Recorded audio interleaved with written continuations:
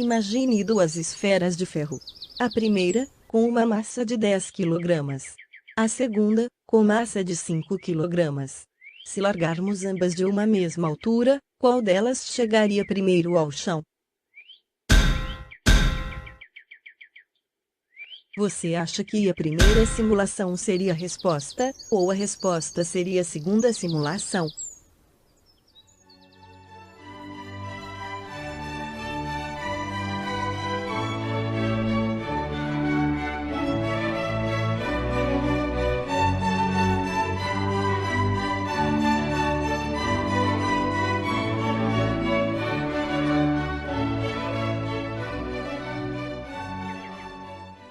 Se você disse que a primeira simulação, onde a bola mais pesada chega primeiro ao chão, você errou.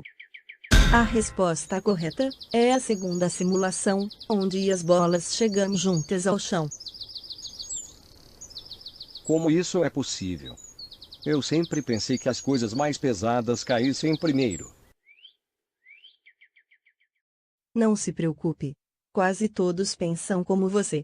Muitas pessoas acham que as bolas mais pesadas atingem primeiro o solo. Há 2000 anos atrás, na antiga Grécia, o famoso filósofo grego Aristóteles tinha afirmado que uma pedra de 2 kg cairia 2 vezes mais depressa que uma pedra de 1 kg.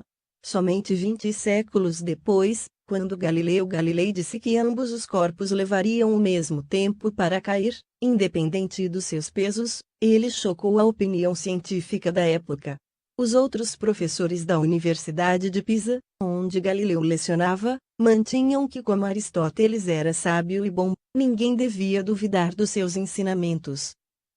Galileu insistiu calorosamente que as pessoas deveriam acreditar nele. Segundo reza a lenda, porém em versão não confirmada, Galileu teria convencido os professores a acompanhar suas experiências, levando-os à torre inclinada de Pisa, local em que deixou cair uma grande pedra junto com outra pequena do balcão mais alto da torre. Elas chegaram juntas ao solo. O seu impacto soou como o toque de finados nas autoridades em física na época. Desde então, nós aprendemos a nos apoiar cada vez mais na experiência e a fazer experiências para descobrir a verdade. Essa experiência de Galileu marca o nascimento da física moderna.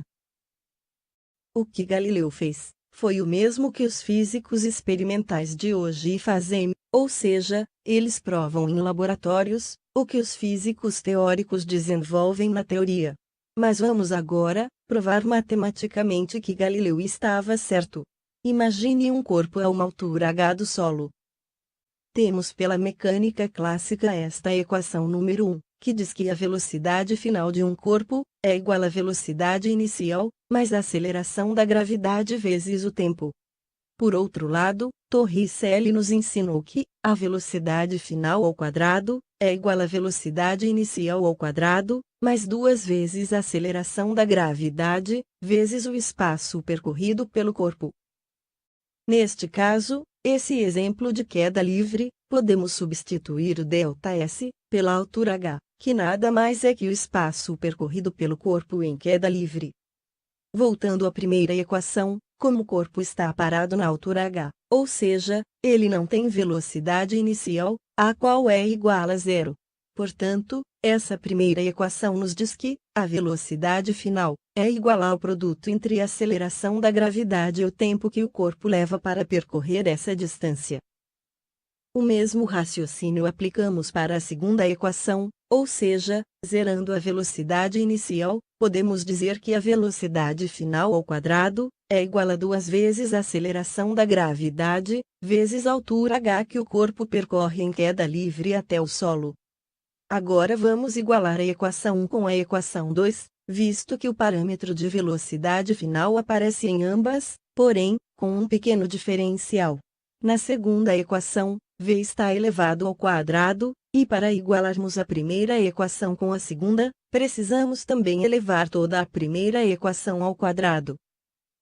Feito isso, agora temos os dois parâmetros de ambas as equações, os quais agora podemos igualar.